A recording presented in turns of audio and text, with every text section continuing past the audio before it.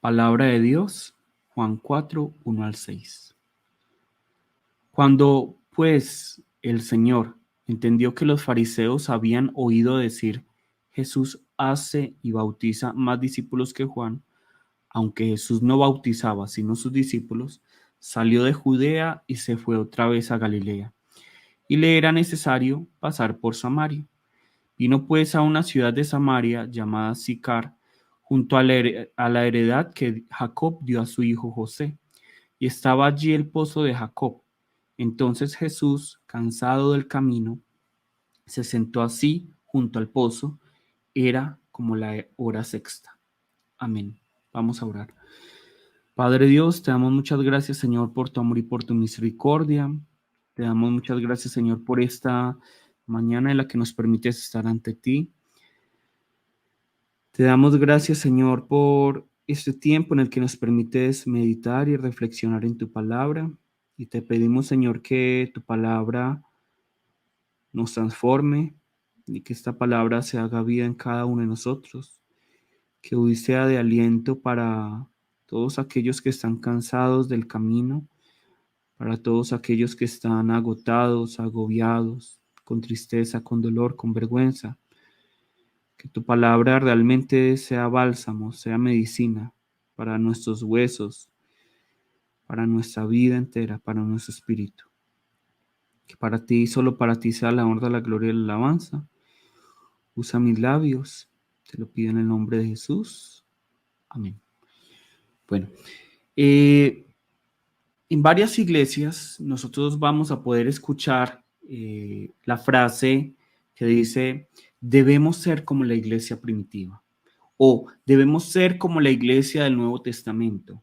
O debemos ser como la iglesia del libro de Hechos de los Apóstoles. Y eso es porque entre los cristianos existe una idea errónea de que la iglesia descrita en el libro de Hechos de los Apóstoles era como perfecta, ¿cierto? Era una comunidad llena del Espíritu Santo, sin problemas, sin discusiones, sin divisiones, pero nada más apartado de la realidad. La verdad es que así como en la iglesia de la actualidad encontramos lucha de poderes, división entre hermanos, enseñanzas herejes, sectas, en la iglesia primitiva, o también llamada la iglesia del Nuevo Testamento, o también llamada la iglesia del libro de Hechos, vamos a poder encontrar estas luchas de poderes, división entre hermanos, enseñanzas herejes y sectas, ¿cierto? Realmente nada ha cambiado, y nosotros, claro, nosotros como seres humanos idealizamos aquello que era anterior a nosotros, pero realmente la iglesia primitiva en ese momento tuvo sus problemas, ahora como nosotros tenemos las nuestras, ¿cierto? Vamos a ver, por ejemplo, primera, aquí me equivoqué, es Primera de Corintios 3:4, ¿cierto? Primera de Corintios 3:4. Y nos dice lo siguiente, porque diciendo el uno, yo ciertamente soy de Pablo, y el otro, yo soy de Apolos, no sois carnales. Entonces, en esa época podemos ver la división entre hermanos. De hecho, podríamos ver, digámoslo así, 4 denominaciones, 4 grupos grandes, 4 grupos en los que estaba dividida la iglesia, ¿cierto? Entonces algunos decían, nosotros somos de Pablo, otros, nosotros somos de Apolos, otros, nosotros somos de Pedro, es decir, de Cefas. Y vemos esa división en la iglesia. No es una cosa que es de ahora, sino que era de esa época también. La gente se apropiaba de quién les estaba liderando, de su denominación, de sus enseñanzas, y decía, nosotros tenemos lo mejor. Nosotros tenemos lo que es bíblico. Nosotros tenemos la última revelación. Y por eso yo siempre les he dicho, jamás, jamás nosotros podemos poner nuestra dependencia de una iglesia, una denominación, un pastor, un hombre. ¿Listo? Ustedes no son de Down, ustedes no son del ministro Chung o el pastor Chung, ustedes no son de Gozo Santo, ustedes son del Señor. Todos somos del Señor únicamente. ¿Listo? Y 1 Corintios 11, 20, 22 vemos esto. Cuando pues os reunís vosotros, esto no es comer la cena del Señor, porque al comer cada uno se adelanta a tomar su propia cena y uno tiene hambre y otro se embriaga. Pues qué, ¿no tenéis casas en que comáis y bebáis? ¿O menospreciáis la iglesia de Dios y avergonzáis a los que no tienen nada? ¿Qué os diré? ¿Os alabaré? En esto no os alabo. Entonces vemos aquí también problemas dentro de la iglesia. En la iglesia de Corinto lo vemos mucho, vemos problemas, pecados, vemos división, y aquí lo vemos también. Cuando la gente debía esperarse la una a la otra para comer la cena del Señor, para participar la cena del Señor, no. Venían primeramente los ricos, se comían toda la comida y las personas de menor recursos, como venían de trabajar, no podían llegar temprano, entonces no les quedaba nada para comer o solo las sobras, solo les quedaban las sobras. Entonces aquí Pablo les está llamando la atención. Aquí entonces vemos que no es como nosotros nos imaginábamos la iglesia en nuestros sueños o como muchos pastores adornan a la iglesia primitiva o la del Nuevo Testamento, como tenemos que volver a la iglesia primitiva, a la iglesia del Nuevo Testamento. No, en esa época hubo sus problemas, también hubo división, también hubo falta de la llenura del Espíritu Santo, también hubo lucha de poderes, también hubo enseñanzas herejes.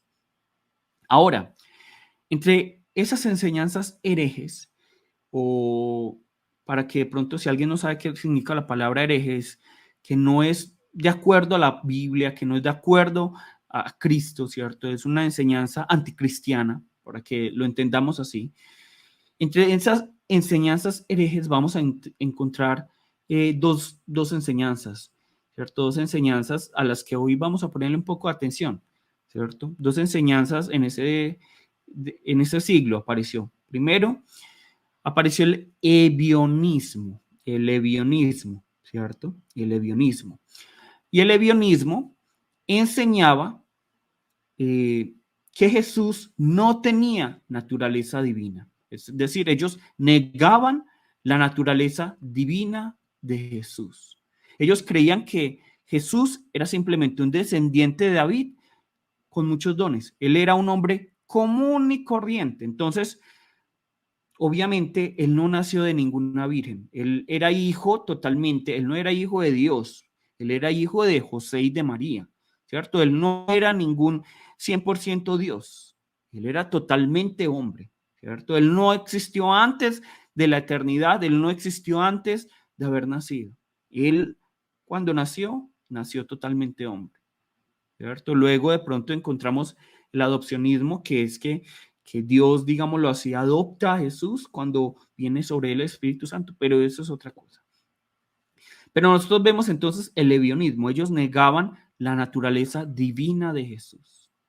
Por otra parte, contrario a esto, el antónimo, encontramos el docetismo. Yo sé que en ese momento parece enredado, ¿por qué estamos hablando de esto? Ahorita van a saber por qué. Listo, el ebionismo es, ellos negaban la divinidad de Jesús. Jesús no es nada, no tiene nada que ver con ser Dios. Y el docetismo enseñaba totalmente lo contrario. Ellos negaban la naturaleza humana de Jesús. Es decir, para el docetista, que así se le llama a los que siguen el docetismo, Jesús no tenía un cuerpo real, sino que era una ilusión, era como un fantasma. Es decir, que su sufrimiento y su muerte fueron aparentes, ¿cierto? Eran aparentes su cuerpo. Su cuerpo no es real, no era real, no se tocaba, no se palpaba, sino que era una ilusión, ¿cierto? Eso es lo que enseñaban los docetistas. Entonces está el ebionismo y el docetismo. El ebionismo negaba la naturaleza divina de Jesús, mientras que el docetismo negaba la naturaleza humana de Jesús. El ebionismo negaba que Jesús fuera 100% Dios, mientras que el docetismo negaba que Jesús era 100% hombre.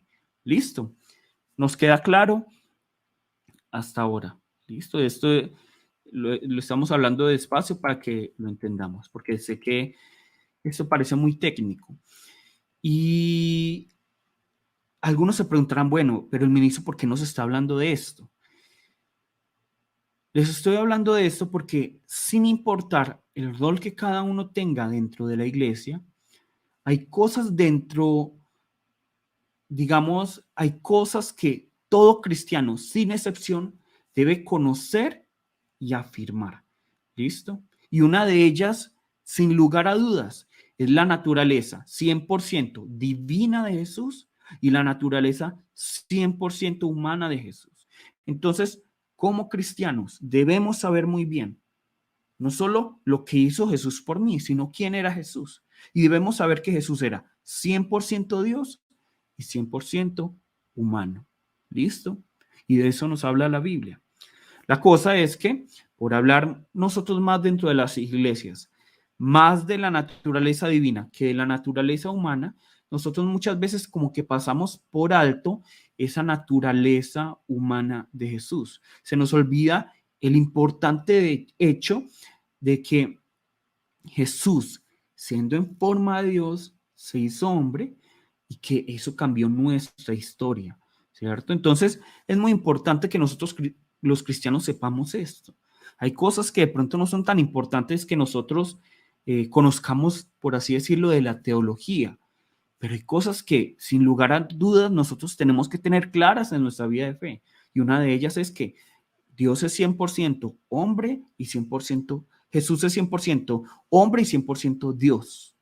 Si nosotros negamos que Él es 100% hombre, estamos diciendo una herejía. Y si estamos negando que Él es 100% Dios, también estamos diciendo una herejía. Herejía. Ninguna de las dos por sí sola es correcta. Las dos. Las dos. Dios es 100, Jesús es 100% Dios, 100% hombre. ¿Listo? Entonces, por eso es que los ebionistas y los docetistas eran una herejía, ¿Listo? Y la verdad es que nosotros tenemos que pensarlo bien, porque si nosotros nos diéramos cuenta que los docetistas, aquellos que negaban la naturaleza humana de Jesús, tuvieran la razón, entonces estaríamos perdidos. Totalmente perdidos. Porque si Jesús fuera un Dios que simplemente programó la creación para que corriera en automático y luego se desentendió totalmente de la creación, entonces estaríamos perdidos. Si Jesús fuera un Dios que tenía un cuerpo falso, una ilusión, entonces no tendríamos a un Dios que entiende nuestras luchas, nuestras tristezas, nuestro dolor. Si Jesús fuera un Dios que se presentó como un holograma, es decir, como una ilusión, entonces seríamos miserables porque estaríamos engañados.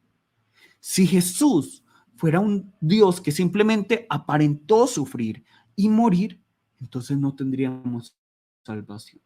Por eso es tan importante que nosotros entendamos, que nosotros comprendamos que Jesús era 100% humano, 100% hombre. Esto debe estar muy claro en nuestra vida de fe. Y por eso estoy hablándoles esta parte lentamente, para que la entendamos, para que la digiramos, ¿cierto? Para que entendamos que todo esto tiene que hacer parte de nuestra vida de fe. ¿Listo? No importa que ustedes olviden luego a qué es el ebionismo, qué es el docetismo, pero sí es importante que recordemos que existieron estas dos sectas, una que negaba la existencia, la naturaleza divina de Dios y otra que negaba la naturaleza humana de Jesús. Pero tenemos que recordar esto, pero más que esto debemos recordar, es que Jesús es 100% Dios, 100% hombre. 100% Dios, 100% hombre. Y que si Él no fuera 100% hombre, no tendríamos a un Dios que se puede compadecer, que puede tener misericordia, que puede entender nuestro sufrimiento, nuestro dolor y sobre todo, no tendríamos salvación, porque entonces la muerte y el sufrimiento de Jesús fueron falsos. Y por esta razón es que Juan en sus cartas lo que está haciendo es atacar con firmeza el docetismo, que estaba basado en el gnosticismo. ¿Cierto? No en el agnosticismo, sino en el gnosticismo. ¿Listo? Entonces, Juan, vamos a ver que en sus cartas va a atacar al docetismo. ¿Listo? Vamos a verlo. Yo sé que en ese momento puede parecer un poco como complicado. Ahorita le vamos a ver la aplicación, pero esta es una parte importante que como cristianos no podemos pasar por alto. ¿Listo? Entonces, Juan nos dice en primera de Juan 4, 2, 3. También lo vamos a ver en primera de Juan 1, 1.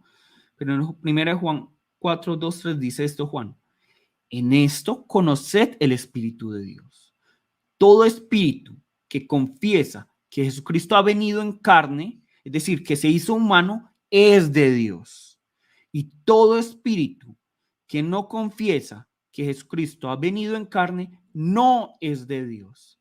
Y este es el espíritu del anticristo, el cual vosotros habéis oído que viene y que ahora ya está en el mundo. Entonces, miren, nosotros escuchamos la palabra anticristo e inmediatamente pensamos en Damián, pensamos en el hijo del diablo, pensamos que en el papa.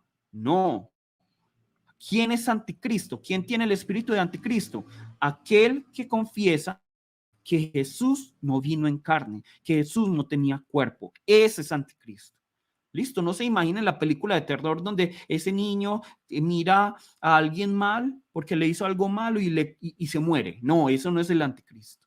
El que tiene el espíritu del anticristo es aquel que niega que Jesús vino en carne. ¿Listo?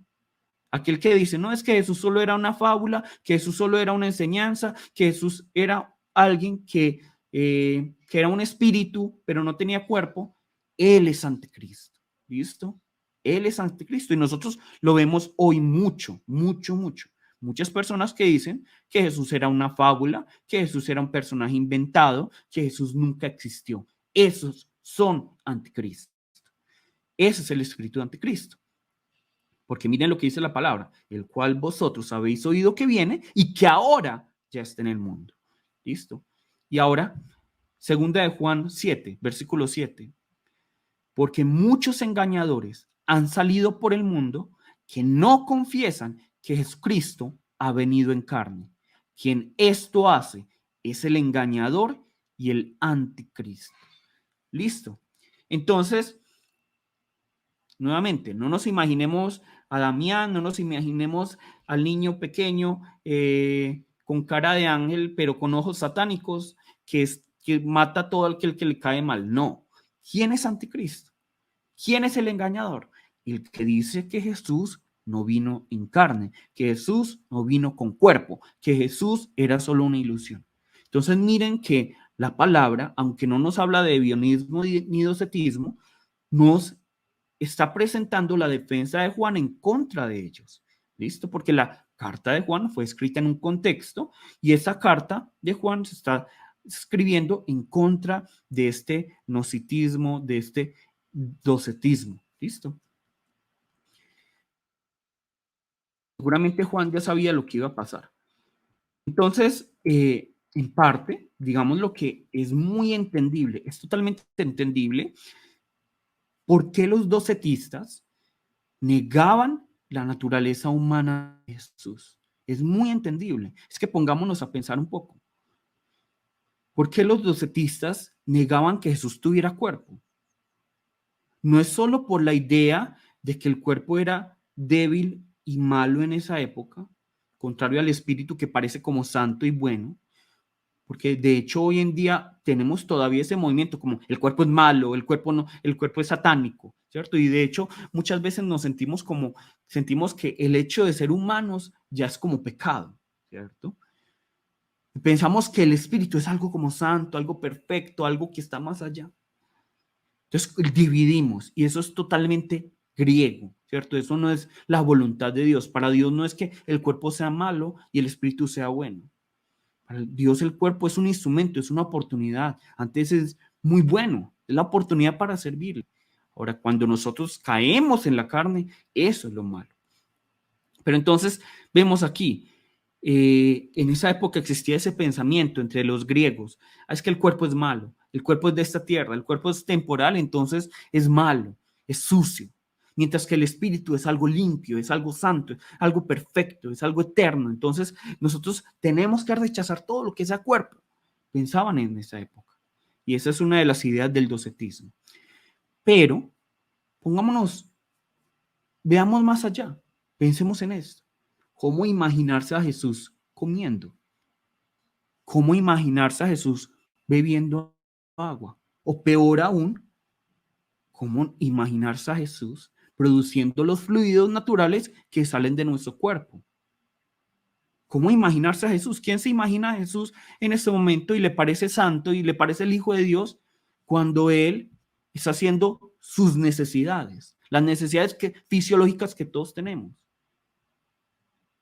Entonces miren que en parte es muy entendible lo que el docetismo está enseñando, que Jesús no tenía cuerpo, porque ellos no se podían imaginar que Jesús fuera al baño, no se lo podían imaginar. Y llegaron tanto al punto de, digamos, de quitarle esa humanidad a Jesús, que incluso decían que él no parpadeaba, él nunca cerraba los ojos, él siempre tenía los ojos abiertos. ¿Ustedes creen que si realmente Jesús nunca hubiera parpadeado, Juan no hubiera escrito esto? Eso es algo que uno escribe, no. Jesús nunca parpadeó. Imagínense, uno durmiendo y Jesús viéndolo a uno, el acosador, el acosador. Incluso ellos decían que Jesús, cuando caminaba, no dejaba huellas, ¿cierto? Que no dejaba las huellas de los pasos que daba.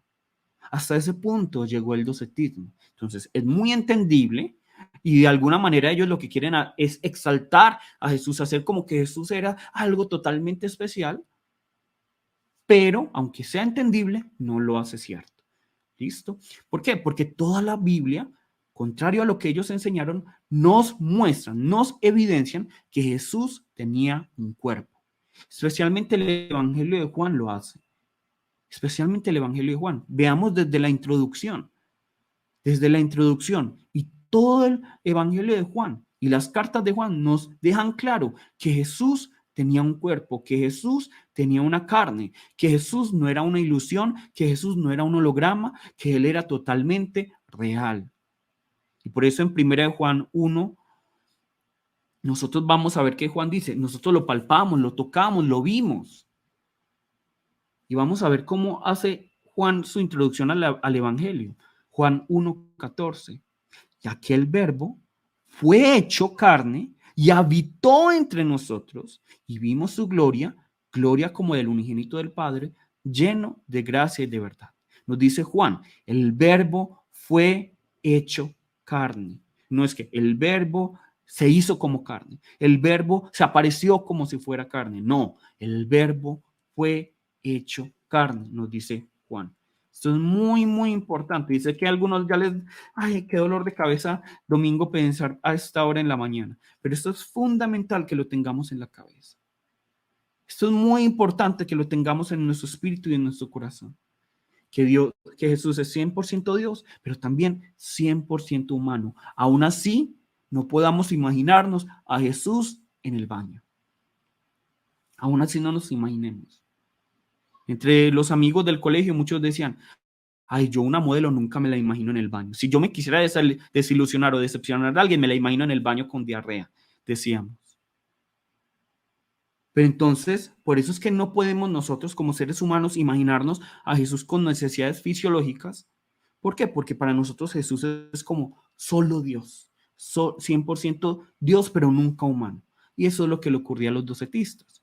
Pero ya vemos que no. La palabra nos está diciendo, Jesús también tuvo hambre, tuvo sed, tuvo cansancio, tuvo necesidades fisiológicas. Obviamente no van a describir, y Jesús fue al baño. ¿Para qué? ¿Para qué? En una biografía, ¿para qué van a escribir eso? ¿Listo? Cuando lo importante no es que si fue al baño o no, sino que creamos en él. Bueno, nosotros vemos aquí, Jesús era humano. Jesús era humano. Como vemos el día de hoy, Juan 4:6, Jesús se cansó. Jesús se cansó. Y estaba allí el pozo de Jacob. Entonces Jesús, cansado del camino, se sentó así junto al pozo. Era como la hora sexta. Entonces aquí la palabra nos está diciendo que Jesús, como ya vimos anteriormente, y luego lo vamos a ver lo que decía antes, pero vemos aquí que Jesús había recorrido un largo camino, ¿cierto? tenía la necesidad de pasar por Samaria, pero por ese largo camino Jesús ya estaba muy cansado. Y de hecho, miren que es la hora sexta, son las 12 de la tarde, es mediodía, cuando está haciendo más calor, con toda razón, porque él tenía un cuerpo. Jesús estaba cansado del camino. Tan cansado estaba del camino que la palabra nos dice así: se sentó así junto al pozo. Se sentó así junto al pozo. ¿Qué significa se sentó así? ¿Qué significará que se sentó así? Cuando nosotros vemos la palabra original, lo que quiere decir es, como todos van a entender esto, cuando llegamos cansados luego de un largo día de trabajo, ¿qué es lo que hacemos? Nos tiramos en la cama. ¡Ah! ¿Cierto? A eso se refiere la palabra. Cuando Jesús vio el pozo, casi que se tiró al pozo para descansar. Se sentó así, sin pensar dónde se sentaba. Nosotros, ay, voy a sentarme donde esté limpio. No, Jesús estaba tan cansado, tan cansado, tan cansado, que se sentó junto al pozo. Él no estaba buscando, ay, tráigame un cojín, límpienme aquí. No, se sentó donde estaba, como estaba. Estaba cansado del camino. Luego vamos a ver, Jesús también, como tenía un cuerpo, él también durmió. Lucas 8:23. Pero mientras navegaban, él se durmió, él cerró los ojos y se desencadenó una tempestad de viento en el lago y se anegaban y peligraban, ¿cierto? Entonces, de pronto para el docetista sería, no, él no se durmió, él se hizo el dormido. No, Jesús durmió. Jesús durmió. Porque él tenía un cuerpo. Cuando él trasnochaba, también se cansaba. Cuando él caminaba largo, también se cansaba. También se agotaba. Y también Juan 19:28. Después de esto, sabiendo Jesús que ya todo estaba consumado, dijo, para que la escritura se cumpliese, tengo sed. Jesús también tuvo sed. Esto no lo hace Jesús simplemente porque, sí, ¿verdad que el versículo dice esto? Tengo que decirlo antes de que me muera. No, Jesús tuvo sed. Jesús tuvo sed. Y de hecho, por eso también se acerca a la mujer samaritana y le dice, dame de beber. Tengo sed. Tengo sed. Entonces, miremos, no puede, Jesús es Dios, 100% Dios, pero no podemos negar que Jesús era 100% hombre, ¿cierto? Que Jesús era 100% hombre. Ya bueno, ya ahora vamos a solucionar la pregunta, bueno, ¿y esto qué tiene que ver con mi vida de fe? Y la respuesta es muy clara, tiene que verlo todo, todo. Nosotros ya lo mencionamos anteriormente y es que este conocimiento que adquirimos hoy no es un secreto exclusivo de los que estudian teología. No, nosotros hemos el día de hoy verificado con la palabra que Jesús, así como es 100% Dios, también es 100% hombre. Él era 100% hombre, así como todos nosotros. Él tenía hambre, él tuvo hambre, tuvo sed, tuvo cansancio, tuvo sueño, durmió, tuvo sus necesidades fisiológicas, tuvo angustia, tuvo dolor, tuvo tristezas, tuvo momentos de ira. Todo lo sintió Jesús. Fue tentado. Y este conocimiento ya lo que debe hacer en nosotros es producir, ¿qué? Una acción. No es simplemente quedarse con el conocimiento. Bueno, Jesús es Dios, Jesús es hombre. No, ya esto nos debe llevar a una acción. El conocimiento nos debe llevar a la acción, porque nosotros no solo somos oidores, sino hacedores de la palabra. Y para ello, para que nos quede más claro, y para los que no tengan de pronto una clave de cómo hacer vida esta palabra, les voy a mostrar 4 puntos. ¿Listo? 4 puntos. Primero, postrémonos ante Jesús, quien siendo en forma de Dios, se hizo hombre. Esto es lo primero que tenemos que aprender el día de hoy. Postrémonos ante Jesús, quien siendo en forma de Dios, se hizo hombre. Yo siempre les he enseñado una cosa. De pronto otras personas les enseñarán, adoren a Jesús porque Él les da mucho. Adoren a Jesús en agradecimiento. Adoren a Dios porque por todas las cosas tan bellas que tienen en sus vidas. Y yo les he enseñado una cosa y quiero que lo tengan muy claro. No adoren a Jesús por eso primeramente. No adoren a Dios por eso. Adoren a Dios porque Él es Dios y punto. Adoren a Jesús porque Él es el Hijo de Dios y punto. Sirvan al Espíritu Santo no por lo que puedan recibir, sino porque es el Espíritu Santo y punto. No por lo que yo puedo recibir, no por lo que ya tengo, sino porque Él es Dios, porque Él es Jesús. Y siempre les he resaltado esto. Pero también el día de hoy, la palabra nos está invitando a que nos maravillemos por el hecho de que Jesús, siendo en forma de Dios, se hizo hombre. De que siendo en forma de Dios, por obediencia al Padre, se hizo carne, se hizo en forma de siervo. Esto nos debe maravillar, nos debe asombrar. Miren lo que nos dice Filipenses 2. Este es un himno que se cantaba en esa época. Se piensa así: el cual, siendo en forma de Dios, no estimó el ser igual a Dios como cosa que aferrarse, sino que se dejó a sí mismo, tomando forma de siervo, hecho semejante a los hombres, y estando en la condición de hombre, se humilló a sí mismo, haciéndose obediente hasta la muerte y muerte de cruz. Entonces vemos aquí, versículo 6, él era en forma de Dios, pero él no estimó el ser igual a Dios como algo a que aferrarse, es decir, él no dijo, ay, pero si yo soy Dios, pero si yo soy Dios, yo no me voy a bajar de aquí, yo no me voy a bajar de aquí, no. Antes él, ¿qué es lo que dice? ¿Qué nos dice aquí el versículo 7? Él se despojó de sí mismo, él se negó a sí mismo, él tomó la cruz a sí mismo. Él fue el primero, él no nos dice a nosotros, niegas a sí mismo y tome su cruz y sígame, porque sí. Él lo hace porque él lo hizo primero. ¿Listo? Entonces, yo les pregunto a ustedes, ¿qué ser humano? ¿Quién de ustedes en sano juicio va a humillarse ante otro ser humano para entregarle su vida? Y más por algún pecador. Digamos, alguien secuestró a su familiar y luego a ustedes se les da la oportunidad de morir por esa persona que secuestró a su familiar, ni siquiera por el familiar, que es esa persona que secuestró a su familiar. Ustedes darían su vida, ninguno de nosotros lo haría. En sano juicio, ninguno lo haría. Si no conociéramos el Evangelio, ninguno de nosotros lo haría. Seamos honestos. Por más buena persona que sea en la sociedad, ninguno lo haría. Nadie lo haría. Nadie daría su vida por el asesino, por el ladrón, por el fornicario, por la prostituta, por nadie. Nadie daría su vida. Ahora yo les pregunto, ¿y si fuéramos dioses, no solo seres humanos, si fuéramos dioses sería diferente? Sería diferente. Nos humillaríamos nosotros, no por otros dioses, sino por el ser humano, ese pecador, ese débil. Nos humillaríamos, con mayor razón que no.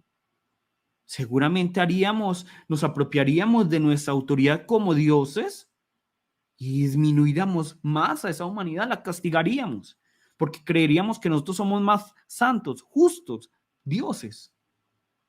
De hecho, si nosotros vemos la mitología griega, vamos a poder encontrar a muchos dioses que tomaron forma como de hombre, no se convirtieron en hombres, sino que tomaron forma como de hombre. Ellos sí eran una ilusión, pero ellos jamás dejaron sus privilegios de dioses, jamás dejaron sus privilegios. Y cuando se convertían como en humanos, lo hacían temporalmente o para aprovecharse de los seres humanos. Nosotros vemos la mitología griega y Zeus, que es el dios de los dioses, según la mitología griega, se convertía en palomas, se convertía en animales para violar a mujeres. Esa es la mitología griega. Y esa es la realidad si nosotros fuéramos dioses. La verdad es que la mitología griega está representando a los seres humanos. ¿Cómo son realmente los seres humanos? ¿Y cómo seríamos nosotros si fuéramos dioses? Eso es lo que haríamos. Eso es lo que haríamos. Sin embargo, nuestro Jesús, y por eso es que Jesús es tan diferente, por eso es que nuestro Dios, que es el verdadero, es tan diferente. Nuestro Jesús, el Hijo de Dios, quien fue enviado por Dios, el único Dios verdadero, aquel que es la imagen de la sustancia de Dios, por obediencia al Padre, decide por sí mismo, hacerse carne. tomar forma de siervo, entregar su vida por cada uno de nosotros. No es que el Padre lo haya obligado. Digamos que podríamos decir de esa manera, Jesús tenía las dos opciones. El Padre no obliga a Jesús, el Padre no obliga al Hijo. Jesús tiene las dos opciones, hacerse carne o no hacerse carne. Hacerse como hombre y sufrir dolor, tristeza, soledad, estar en la cruz o no hacerlo. Jesús tenía las dos opciones. Esto no es como que, y Dios lo mandó, entonces Jesús está obligado. No, Jesús se despojó de sí mismo. Jesús toma la decisión por sí mismo. Y si esto no es gracia, yo no sé qué es la gracia. Por esta razón es que nuestra respuesta ante el Verbo, ante Jesús que se hizo carne, debe ser la de adoración, debe ser la de suma reverencia, por el gran amor que nos reveló. Nosotros no le adoramos por miedo a lo que pasará. Nosotros no adoramos a Dios por miedo al infierno o miedo a que es que nos va a quitar los negocios o me va a traer una enfermedad. Si es por esto, estamos equivocados. Nosotros amamos y adoramos a Dios por nuestra, como respuesta a su gracia, a su misericordia, al amor que nos manifestó cuando Jesús se convirtió en hombre, 100% hombre. Cuando Jesús no solo nos dijo que hiciéramos, sino que con su vida nos dio el ejemplo, que no solo con palabras, sino con las acciones, nos condujo a la vida eterna. ¿Listo? Segundo, pongamos nuestra confianza en el Dios que se compadece de nosotros. Esto es lo segundo que podemos aprender. Pongamos nuestra confianza en el Dios que se compadece de nosotros, es decir, que tiene misericordia de nosotros. Hoy pareciera que es el día de los términos teológicos, ¿cierto? Es como si hoy fuera una clase de teología, pero no es así. En la teología existe una corriente filosófica llamada el deísmo, ¿cierto? El deísmo. Y en el deísmo se enseña que Dios es como un relojero, y creó un reloj llamado creación. Y simplemente puso a correr el reloj, simplemente a través de las leyes naturales puso a correr la creación y luego, ¿qué dijo? Me voy a desentender totalmente de la creación. Yo no tengo ninguna más relación con Dios. En otras palabras, Dios crea todas las cosas y luego, ¿qué hace? Ya no vuelve a actuar en el mundo, ya no vuelve a actuar en la naturaleza, ya no vuelve a actuar en nuestras vidas, ¿cierto? Entonces, esto es demasiado desesperanzador, demasiado desesperanzador para nosotros como una humanidad que cada vez va de mal en peor.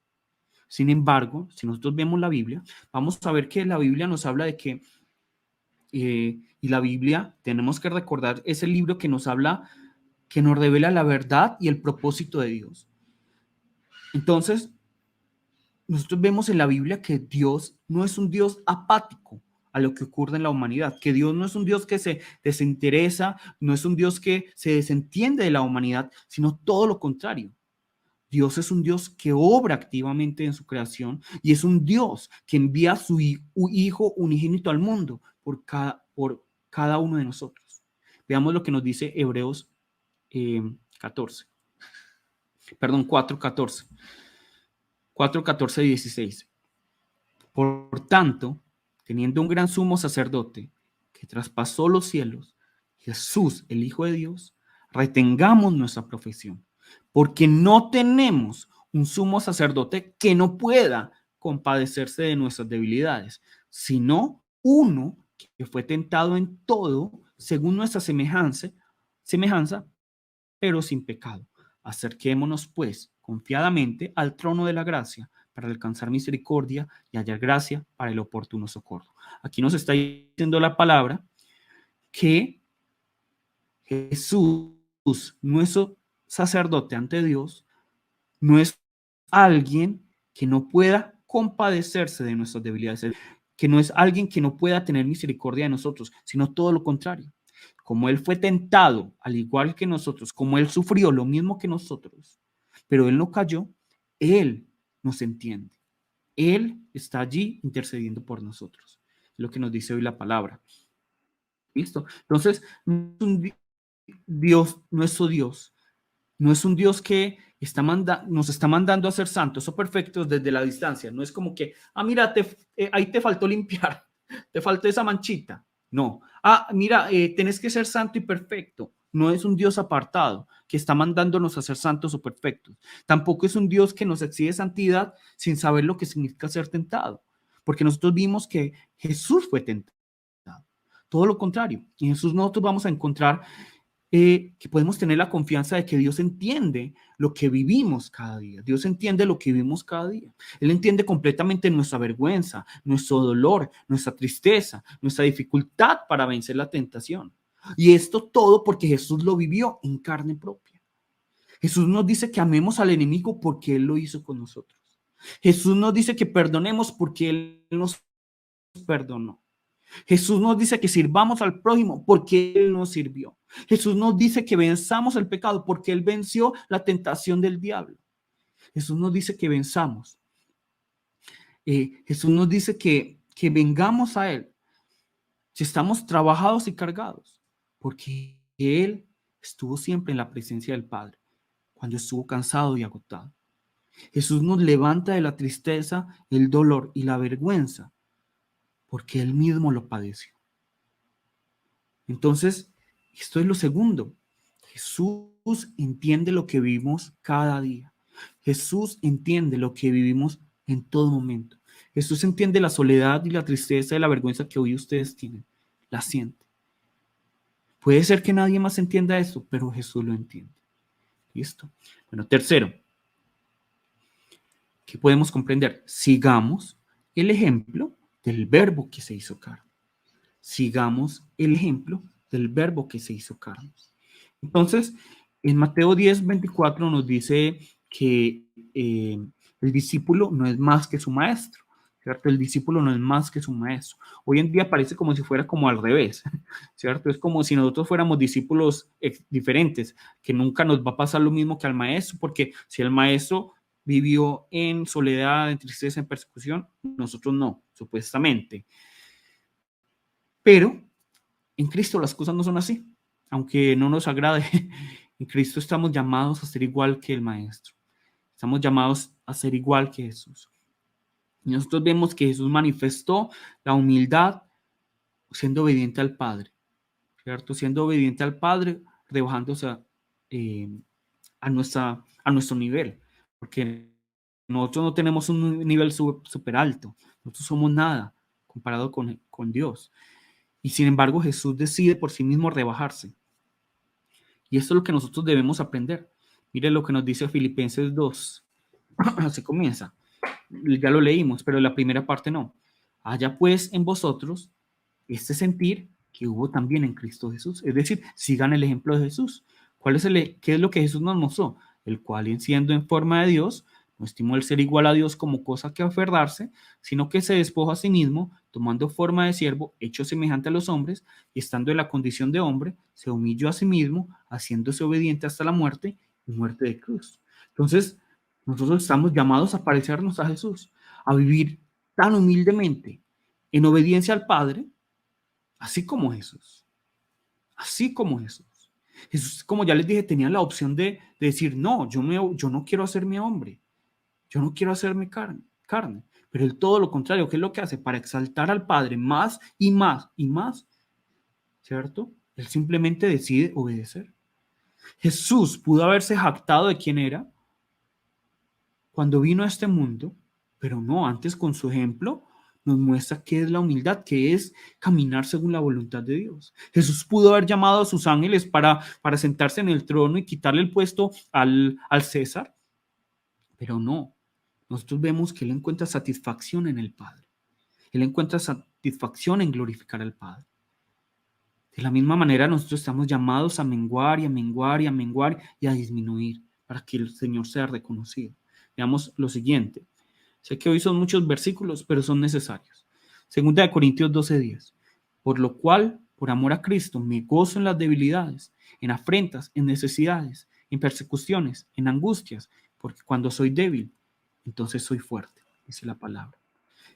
Y ese debe ser nuestro gozo. Ese debe ser nuestro gozo, nuestras debilidades. De alguna u otra manera, entendámoslo bien, debemos abrazar la humanidad, lo humanos que somos. Nosotros no debemos abrazar el humanismo, el progresista que hay hoy en día, pero sí la humanidad. Debemos abrazar el hecho de que somos seres humanos, porque Dios nos hizo seres humanos. Nosotros hoy en día tenemos que, como el ser humano, como si fuera un cáncer, o que el hecho de ser humano fuera un pecado. Pero Dios nos hizo humanos, Dios no nos hizo ni ángeles, Dios no nos hizo ni animales, Dios no nos hizo humanos. Fue Dios quien creó este cuerpo. Es Dios quien nos creó así como seres espirituales. Y es Dios quien nos creó con nuestras debilidades e imperfecciones para que dependiéramos totalmente de Él. Entonces, el problema es que hoy en día nosotros definimos la espiritualidad como algo que es como alto, como algo sagrado, como alto, como algo que va más allá, mientras que el cuerpo o el ser humano lo tenemos como algo muy bajo, como que, y eso es un pensamiento muy griego, pero realmente no es el pensamiento bíblico. Nosotros pensamos que el más espiritual es aquel que solo está leyendo la palabra, orando, que no falta el culto, que ofrenda un montón.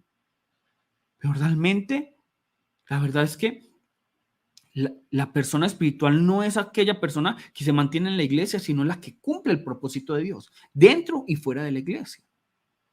Las otras personas son solo religiosas. En las iglesias podemos encontrar personas que aparentemente son espirituales, pero ante Dios son totalmente carnales, y viceversa. Personas que aparentemente son carnales, pero ante Dios son totalmente espirituales. Para los fariseos Jesús era muy carnal. Para Dios Jesús era el más espiritual. Entonces, no juzguemos por las apariencias, no definamos la vida de fe por nuestros conceptos. Entendamos que ser espiritual es vivir según la voluntad de Dios. Y la voluntad de Dios es que nosotros recibamos la vida eterna y que compartamos esa vida eterna. ¿Cómo? A través de la palabra. La voluntad de Dios es que participemos de su plenitud. La voluntad de Dios es que nos parezcamos cada vez más a Jesús. Y para ello, sin duda alguna, ¿qué es lo que debemos hacer? Menguar, negarnos, tomar la cruz y seguirle. La voluntad de Dios es que nosotros nos gocemos en nuestra debilidad para que se manifieste su gloria. Ese es el verdadero gozo y el sentido de la existencia, que Él sea glorificado. ¿Listo? Y por último, ya para que vayamos concluyendo, lo que podemos aprender, no nos acomodemos, no se acomode a su debilidad y esfuércese por realizar la voluntad de Dios. Así encontrará la verdadera satisfacción. Miren, tan querido yo, se los puse así para que encuentren lo práctico. No nos acomodemos a nuestra debilidad. Esforcémonos por realizar la voluntad de Dios y así encontraremos la verdadera satisfacción. Entonces, lo primero era, ¿qué podíamos aprender? Recordemos rápidamente antes ya para concluir. Postrémonos ante Jesús, quien siendo en forma de Dios se hizo hombre. Segundo, pongamos nuestra confianza en el Dios que se compadece de nosotros. Tercero, sigamos el ejemplo del verbo que se hizo carne. Y, por último, no nos acomodemos a nuestra debilidad y esforcémonos por realizar la voluntad de Dios, porque allí encontraremos la verdadera satisfacción. ¿Listo? Miren, así como todos nosotros, la palabra hoy nos mostró que Jesús fue totalmente humano y que con esa humanidad, la cual hoy nosotros tenemos, Él padeció tristeza, dolor, sufrimiento, cansancio, hambre, sed, necesidades fisiológicas, todo lo que nosotros padecemos día a día. Sin embargo, nosotros vemos en Jesús algo, y es que Él nos acomoda a esa debilidad. Él no se acomodó, Él no se conformó con el decir, ay, pero es que yo estoy muy cansado, es que yo estoy en tristeza, en sufrimiento, tengo hambre y tengo sed. No, Él, a pesar de todas estas cosas, se esforzó, sacó fuerzas, no de su divinidad, sino de su cuerpo, de su humanidad, sacó fuerzas para realizar la voluntad de Dios. Y allí encontró el descanso y el alimento. Por eso es que es muy interesante ver cómo Jesús comienza en esta escena y cómo la termina. Cómo Jesús comienza en Juan 4, en esta historia de la mujer samaritana, y cómo termina esa historia. Entonces, nosotros vamos a ver a un Jesús que al principio está muy cansado, que está muy agotado, que es mediodía, está haciendo muchísimo calor. Él ha caminado mucho, tiene mucha sed también. Veamos aquí nuevamente. Eh, Juan 4:6. Y estaba allí en el pozo de Jacob. Entonces Jesús, cansado del camino, se sentó así junto al pozo. Era como la hora sexta. Así comenzó este pasaje, ¿cierto? Este pasaje que vamos a ir estudiando. Vemos un Jesús totalmente cansado, rendido. Como les dije, cuando dice y se sentó así, significa que se tiró para descansar, se tiró inmediatamente, es decir, llegó al pozo y, ¡ay! Me tomo este puesto, casi, me tomo este puesto, aquí en la sombrita. Se tiró para descansar, ¿cierto? Y sin embargo, como lo vamos a ver posteriormente, vamos a ver que Jesús saca fuerzas de donde no las tiene, saca fuerzas de donde no las tiene para realizar la voluntad del Padre, que es llevar el Evangelio. ¿Llevar el Evangelio a quién? A la mujer samaritana. Y esto nos va a enseñar otras cosas. Pero vemos que Jesús, a pesar de este cansancio, tanto cansancio que él dice, ay, aquí, que se tiró casi que al suelo, dice, es que si nosotros lo viéramos en griego, es casi que se tiró al suelo cuando llegó al pozo, como, voy a descansar. Tanto era su cansancio que los discípulos fueron a buscar de comer y él estaba tan cansado que él no los acompañó, sino que él se tiró, ay, muy cansado. Y sin embargo, cuando ve a la mujer samaritana, él, por cumplir la voluntad del Padre, saca fuerzas de donde no las tiene. Como ya les dije, no de su divinidad, no del ser Dios. Es que voy a aprender un poquito de ese 100% Dios para hacerme más fuerte y así evangelizar a esta mujer. No, de su humanidad saca fuerzas, de ese ser hombre saca fuerzas a llevar el evangelio. Obviamente todo guiado por el Espíritu Santo y todo esto. Pero él también se esforzó, él también sacó fuerzas. Él no permitió que el cansancio, que el hambre, que la sed fueran un obstáculo para la obra de Dios. Él no permitió nunca que la tristeza, el dolor, el sufrimiento fueran un obstáculo para la voluntad de Dios. Y luego nosotros vemos qué es lo que pasa. Juan 4, 31, 34. Entre tanto, los discípulos le rogaban diciendo, Rabí, come. Él les dijo, yo tengo una comida que comer, que vosotros no sabéis. Entonces los discípulos decían unos a otros, ¿le habrá traído alguien de comer? Jesús les dijo, mi comida es que haga la voluntad del que me envió y que acabe su obra. Amén. Amén.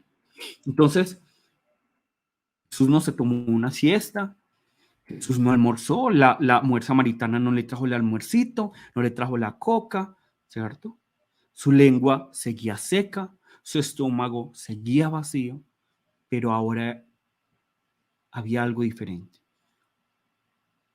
Ya no era ese Jesús, vemos aquí ya no un Jesús que estaba allí sentado, agotado, cansado, sino un Jesús que parece como si hubiera comido. Tanto que miren que los discípulos le están rogando que coma. Ay, Rabí, come, maestro, come. Y es, digamos, ellos ven, por así decirlo, este entusiasmo en Jesús, este gozo en Jesús, que incluso se llegan a preguntar en el versículo 33, ¿le habrá traído a alguien de comer? Entonces miremos dos escenas muy diferentes, muy contrarias. Un Jesús tan cansado que no acompaña a los discípulos a buscar algo para comer, pero luego un Jesús que está como radiante, como lleno de gozo, que parece como si hubiera comido, ¿cierto? Como si hubiera almorzado. Y como les dije, no podemos ser místicos. No podemos ser místicos y pensar, sí, es que cuando Jesús le enseñó a la mujer samaritana, se le llenó el estómago y su lengua dejó de estar seca y su cansancio se disipó, ¿cierto? No podemos ser místicos. Jesús seguramente tenía hambre, tenía sed, tenía cansancio, ¿cierto? Su cuerpo padecía todo esto, su estómago seguía vacío, su lengua seguía seca, pero el gozo y la satisfacción de realizar la voluntad de Dios, el hecho de que su espíritu estuviera satisfecho por realizar la voluntad de Dios, hizo que todo eso menguara. hizo que todo eso menguara, y todo lo hemos vivido en nuestras vidas, que puede que tengamos mucha hambre o mucha sed o mucho cansancio, pero cuando hay algo, una noticia buena, como que eso desaparece. Así también, por ejemplo, yo no me imagino que alguien que tenga mucha hambre y hay un incendio esté preocupado por qué él se va a comer, no sale corriendo, ¿cierto?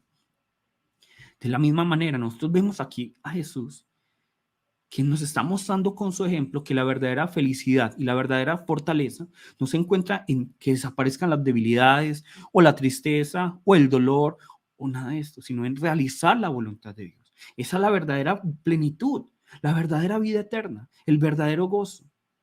Ese es el verdadero gozo. Que realicemos la voluntad de Dios. Ese es el verdadero alimento. Obviamente tenemos que comer, tenemos que ver, tenemos que descansar. Pero para encontrar el verdadero gozo, para realmente estar llenos espiritualmente, tenemos que realizar la voluntad de Dios.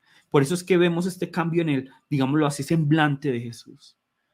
Vemos este cambio tan grande. Un Jesús que viene cansado y luego ya realicé la voluntad de Dios. Hoy ya tengo gozo, ya tengo el alimento espiritual al menos. Ya estoy lleno espiritualmente. Y eso lo llenaba de gozo y satisfacción. Y eso es lo que nos debe mover. Listo. Vamos a orar. Padre Dios, te damos muchas gracias